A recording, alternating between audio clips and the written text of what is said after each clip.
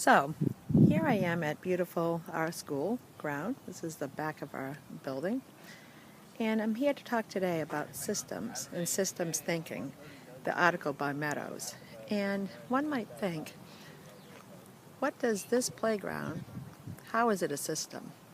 How is it connected to the neighborhood around us? So we're going to take a little walk and find out. But one thing I want you to think about is, how does this hill, in particular this hill that looks like it's kind of been beat up a bit, connect with what you're going to find out what's behind the fence in back of the school. So this is going to be a little Blair Witchy probably as we walk down. But I want you to kind of keep an eye on this here. And as Meadows says, all systems are interconnected somehow. So here's your mystery. How does this here connect with what's behind the fence? And this system that we're going to be talking about is called the Suasco watershed. So stay tuned as we walk down the path.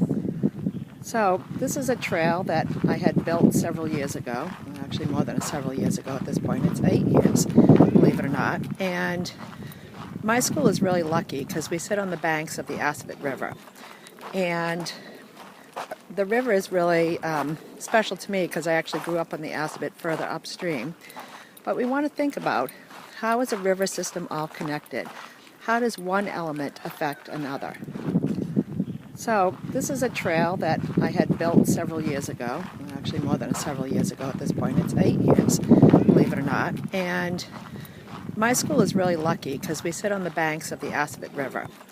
And the river is really special to me because I actually grew up on the Assabet further upstream. But we want to think about, how is a river system all connected? How does one element affect another? So Meadows says that all systems they're interrelated. There's interrelationships.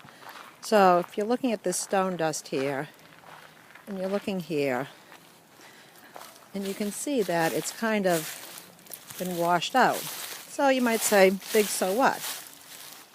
This is a storm drain outfall pipe. So how does this relate to the hill that you saw earlier? You can see it's kind of behind the school here. And you can see it's kind of trickling, maybe a little bit.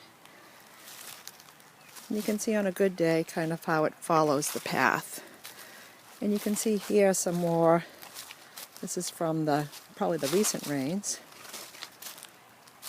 But if you kind of follow its path, where the water kind of runs, down at the river, how does that big branch interact with the ecosystem around it?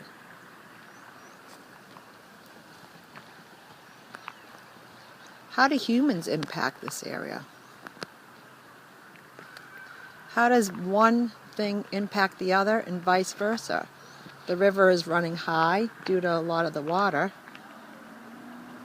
How does that impact the animals who live here?